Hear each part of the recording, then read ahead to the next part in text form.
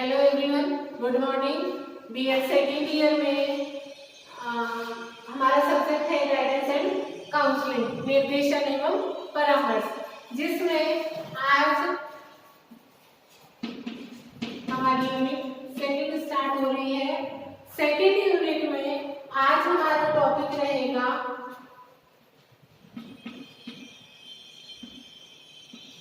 समूह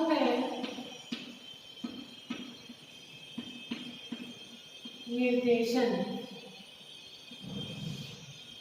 समूह निर्देशन जैसा कि नाम से प्रतीत होता है, समूह निर्देशन यानी कि समूह में निर्देशन। निर्देशन के बारे में सामान्य जानकारी हमने पहले प्राप्त कर ली थी कि निर्देशन क्या होता है, किस तरीके से दिया जाता है, क्यों जरूरी होता है, इसका महत्व क्या है। आज समूह निर्देशन की समूह में निर्देशन दिया जाता है कि एक से अधिक व्यक्तियों को, दो भी हो सकते हैं, चार भी हो सकते हैं या उससे ज्यादा भी हो सकते हैं, तो एक से अधिक व्यक्तियों को एक साथ निर्देशन दिया जाता है, उसे समूह निर्देशन कहा जाता है। समूह निर्देशन किसी बड़े या छोटे समूह को किसी बड़े या छोटे समूह है।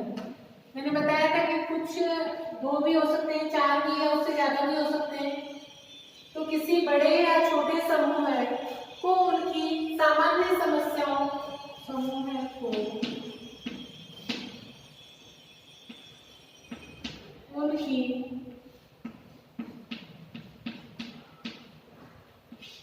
सामान्य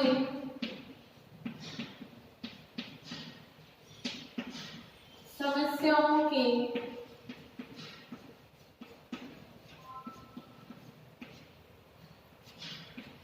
समाधान, सामान्य समस्याओं के समाधान हेतु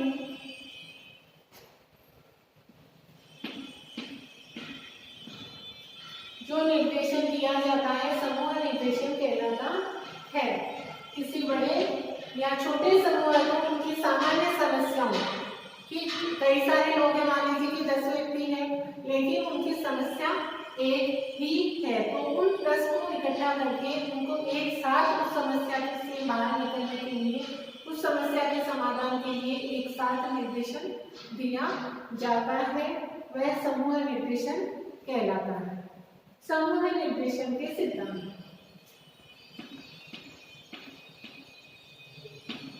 समूह निर्देशन के सिद्धांत। समूह निर्देशन के 3 सिद्धांत बताए गए हैं। कितने सिद्धांत बताए गए हैं? 3 सिद्धांत बताए गए हैं। पहला है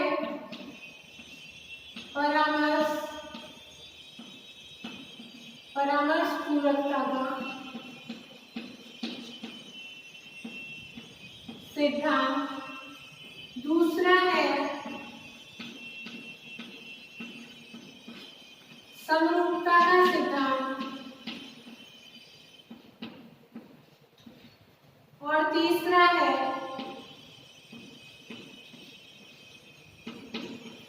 दक्षता का सिद्धांत। ये 3 सिद्धांत बताए गए हैं। परामर्श पूरकता का सिद्धांत, समरूपता का सिद्धांत और थर्ड है दक्षता का सिद्धांत। यह है समूह निर्देशन के सिद्धांत। अब है समूह निर्देशन की तकनीकी कि किस किस तकनीकी के द्वारा समूह निर्देशन दिया जाता है, कौन कौन से तरीके हैं। तो समूह निर्देशन की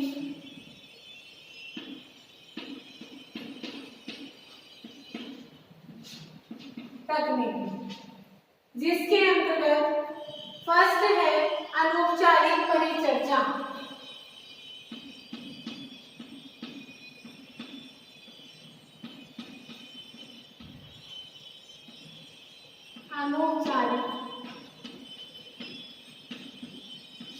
अनौपचारिक परिचर्चा। अनौपचारिक परिचर्चा के माध्यम से कुशल निर्देशनकर्ता समूह से संबंधित पृष्ठभूमि का आकलन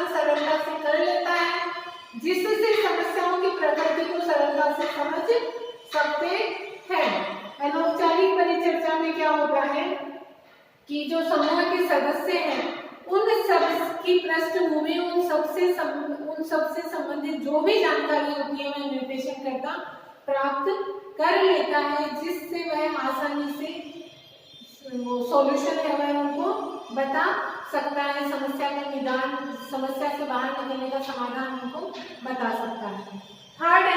सेकंड है समूह प्रतिवेदन। संपूर्ण समूह से संबंधित आवश्यक जानकारियां निर्देशनकर्ता को होनी आवश्यक है, जिससे वह निर्देशन कार्यक्रम को समूह केंद्रित होते हुए भी व्यक्ति प्रमुख रूप से संचालित कर सकता है। समूह प्रतिवेदन, समूह प्रतिवेदन, इसके अंतर्गत क्या होता है कि जो निर्देशन करता होता है उसको पूरे समूह से संबंधित पूरी जानकारी प्राप्त होनी चाहिए। वह निर्देशन पूरे समूह को देखता है, सभी लोगों को जो उस ग्रुप में है उनको सभी को निर्देशन देगा एक साथ, लेकिन क्या होगा, प्रत्येक व्यक्ति को ध्यान में रखते हुए। तो यदि सभी से संबंधित उसको सारी जानकारी प्राप्त होगी तो उसको पूरा पता होगा कि सबको एक साथ कैसे समझा सकते हैं या सबको एक साथ किस तरीके से हम निर्देश दे सकते हैं।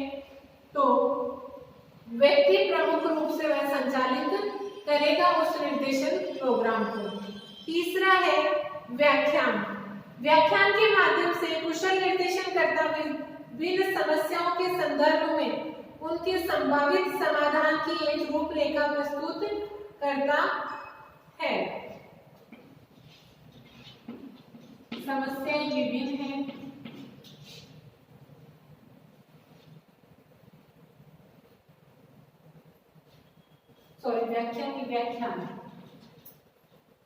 व्याख्यान तो विभिन्न समस्याओं के संदर्भ में उनके संभावित समाधान की एक रूपरेखा प्रस्तुत करता है व्याख्यान टेक्नोलॉजी के द्वारा, जो समूह के लिए अभिप्रेरणा का कार्य करती है। फोर्थ है नाटक। नाटक के द्वारा निर्देशन, नाटक के द्वारा एक रंगमंच पे एक नाटक किया जाता है कि उसमें कई व्यक्ति होते हैं, समस्याएं होती हैं, उस समस्या से बाहर कैसे निकला जाता है, उस पूरे प्रोग्राम को एक नाटक के द्वारा उसे पूरा प्रस्तुत किया जाता है, जिससे जो व्यक्ति उस नाटक को देख रहे हैं वह व्यक्ति स्वनिर्देशित होते हैं कि ये समस्या थी और देखो इस नाटक में ये जो व्यक्ति हैं इनके सामने ये समस्या आई और इन्होंने इस तरीके से समस्या का समाधान निकाला है। तो नाटक के द्वारा समूह निर्देशन दिया जा सकता है कि जो भी व्यक्ति है वे स्वयं निर्देशित होंगे उसके द्वारा। प्रश्न मंजूषा।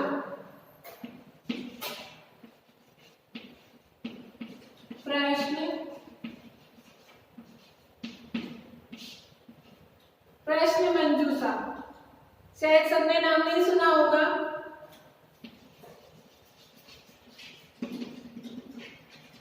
इंग्लिश में इसे बोलते हैं क्वेश्चन बॉक्स। हाँ, अब सुना होगा। तो अपना प्रश्न जो होता है, जिसको समस्या है, वह व्यक्ति उस समस्या से संबंधित जो भी उसको क्वेश्चन पूछना है उसे लिखकर क्वेश्चन बॉक्स में डाल देता है। उससे उसको झिझक भी नहीं होती कि सबके सामने मैं ये प्रश्न नहीं पूछ सकता हूँ या इस समस्या से संबंधित जानकारी मैं कई लोगों के बीच में कैसे प्राप्त करूं या कैसे पूछूं। तो उसके लिए वह अपना प्रश्न लिखकर क्वेश्चन बॉक्स में डाल देगा और जो निर्देशन करता होगा वह उसको पढ़कर और फिर उस समस्या से बाहर निकलने का, समस्या का समाधान उसको बताएगा। तो यह समूह निर्देशन में हो सकता है कि कई सारे व्यक्ति हैं, वह क्वेश्चन बॉक्स में अपने क्वेश्चन लिखकर डाल देंगे और वह निर्देशन करता है उनको पढ़कर और ग्रुप में उनको निर्देश दे सकता है। फिर है व्यक्ति मुद्दों आधारित सम्मेलन। व्यक्ति या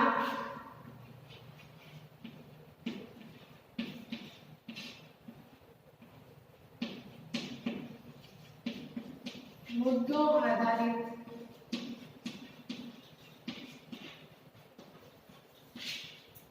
सम्मेलन, जहां पर एक समान समस्या एक से अधिक लोगों के द्वारा अनुभूत की जाती है या एक समस्या एक से अधिक लोगों के साथ होती है, तो उस समस्या को सामान्य मानकर उसके समाधान हेतु सम्मेलन आयोजित किया जाता है, जिसके माध्यम से संबंधित समूह द्वारा मार्गदर्शन प्रदान किया जाता है। कि एक समस्या एक होती है, लेकिन कई सारे व्यक्तियों की अगर एक ही समस्या है तो उन सब के लिए उस समस्या को सामान्य मानकर एक सम्मेलन आयोजित किया जाता है, जिसमें उस समस्या का समाधान बताया जाता है। उस समस्या से संबंधित समाधान बताया जाता है तथा उनका मार्गदर्शन किया जाता है। तो ये थे समूह निर्देशन की तकनीकी। अनौपचारिक परिचर्चा के द्वारा, समूह प्रतिवेदन के द्वारा, व्याख्यान के द्वारा, नाटक के द्वारा, क्वेश्चन बॉक्स के द्वारा और व्यक्ति या मुद्दों आधारित सम्मेलन के द्वारा। इसी सीक्वेंस में आगे है समूह निर्देशन के लाभ। सिंपल सा सबसे फर्स्ट सबके माइंड में ये आता है कि एक तो समय की बचत होगी, क्योंकि एक से अधिक व्यक्तियों को एक साथ मार्गदर्शन दिया जाता है, एक साथ उनकी समस्या का समाधान से बाहर आने के लिए उनको गाइडेंस दी जाती है, तो समय की बचत होगी।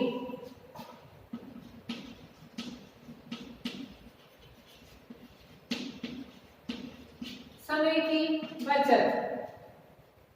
दूसरा है संतुलित एवं प्रभावी निर्णय योग्यता का विकास होता है। संतुलित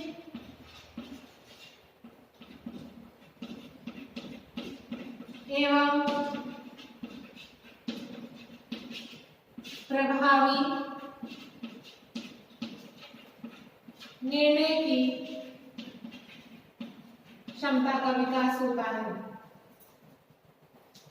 और तीसरा है समूह की परिस्थितियों में व्यक्तिगत व्यवहार के अध्ययन का अवसर प्राप्त होता है।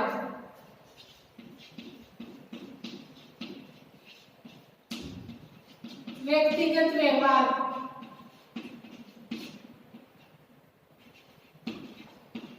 के अध्ययन का व्यक्तिगत व्यवहार के अध्ययन का अवसर प्राप्त होता है। इसमें मुख्य रूप से अभिव्यक्ति की आजादी को केंद्र में रखा जाता है।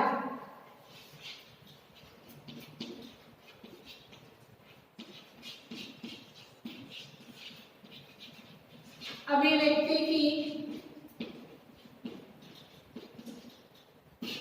आजादी को केंद्र माना जाता है, केंद्र में रखा जाता है। तो समय की बचत होती है, संतुलित एवं प्रभावी निर्णय की क्षमता का विकास होता है, व्यक्तिगत व्यवहार के अध्ययन का अवसर प्राप्त होता है और अभिव्यक्ति की आजादी को केंद्र माना जाता है। अब है समूह निर्देशन के क्षेत्र।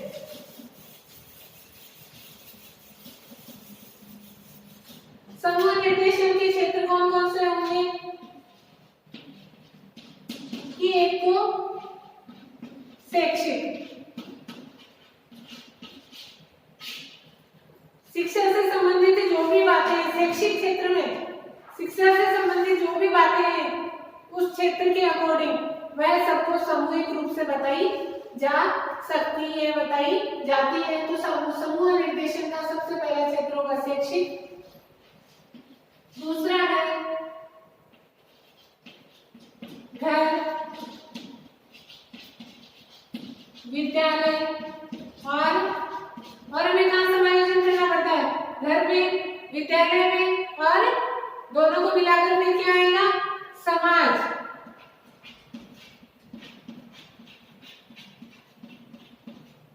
समाज में समायोजन के लिए कोई ऐसा एक व्यक्ति नहीं होता है कि जिसको इन सब में समायोजन करना पड़ता है। सभी व्यक्ति हैं जिनका घर में समायोजन जरूरी है, विद्यालय में समायोजन जरूरी है और समाज में समायोजन जरूरी है। और सभी के साथ या सभी को इनसे संबंधित है, इनमें समायोजन के लिए इनमें समस्याएं आती है, तो उन समस्याओं के समाधान के लिए कि घर, विद्यालय और समाज में समायोजन के लिए निर्देशन की जरूरत है वो होती है, तो समूह में निर्देशन दिया जा सकता है। फिर तीसरा है,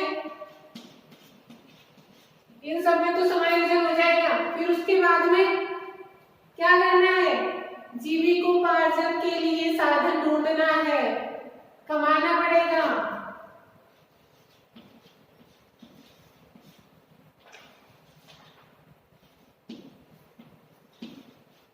नौकरी ढूंढने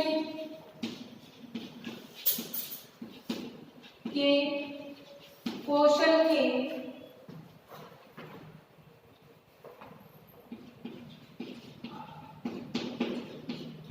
विकास के लिए, तो नौकरी ढूंढने के कौशल के विकास के लिए समूह निर्देशन दिया जा सकता है या दिया जाता है, क्योंकि नौकरी ढूंढना भी किसी एक व्यक्ति के लिए जरूरी नहीं है, सभी व्यक्तियों को कमाना होता है। जो शिक्षा प्राप्त कर रहे हैं उन्हें आगे कहीं ना कहीं किसी को व्यवसाय करना है, किसी को कोई नौकरी करनी है या किसी को कुछ कार्य करना है, तो उन सब में आगे जाने के लिए उनके कौशल के विकास के लिए निर्देशन समूह में दिया जा सकता है, क्योंकि इंडिविजुअल निर्देशन वहां दिया जाता है जहां पर उस व्यक्ति की ही केवल प्रॉब्लम होती है। अब क्लास में कितने सारे स्टूडेंट्स होते हैं, मान लीजिए कि कोई भी कार्य दिया जाता है तो वह कार्य सभी को दिया जा रहा है, तो इसलिए उससे संबंधित जो निर्देशन होगा वो समूह निर्देशन। तो शिक्षा से संबंधित शिक्षा के क्षेत्र में जो भी निर्देशन दिए जाएंगे वो समूह में दिए जाएंगे।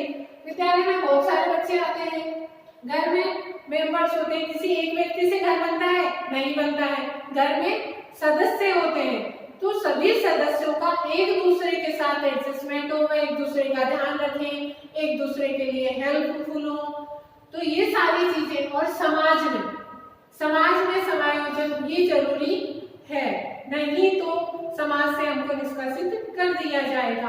तो समाज के जो स्वीकृत कार्य है वही हमें करने चाहिए, समाज के साथ हमारा कोई समायोजन नहीं होना चाहिए। तो समाज के लिए समाज में समायोजन के लिए किन किन बातों का हमें ध्यान रखना चाहिए, हमें कौन कौन से कार्य करने चाहिए, तो उन सबसे संबंधित जानकारी है वो भी सभी व्यक्तियों के लिए जरूरी होती है, तो उसे ग्रुप में हम बता सकते हैं। फिर है कि नौकरी ढूंढने के लिए, क्योंकि जीविकोपार्जन बहुत जरूरी है, तो जीविकोपार्जन के लिए साधन ढूंढने की जरूरत भी सभी को होती है। तो हम कई लोगों को एक साथ एकत्र करके और इससे संबंधित जानकारी दे सकते हैं। जैसे किसी का एक विषय का चुनाव किया हुआ है, तो एक विषय से चुनाव करने वाले मान लीजिए कि 10 स्टूडेंट हैं, तो उस विषय में आगे जाने के लिए उस विषय से संबंधित आपको कौन कौन सी नौकरी मिल सकती है या इस नौकरी के लिए किन किन योग्यताओं और क्षमताओं की जरूरत है वो जिन में है, तो उनको हम एक साथ एकत्र करके और एक साथ समूह में हम उसको निर्देशन दे सकते हैं। आज के लिए इतना ही, थैंक यू।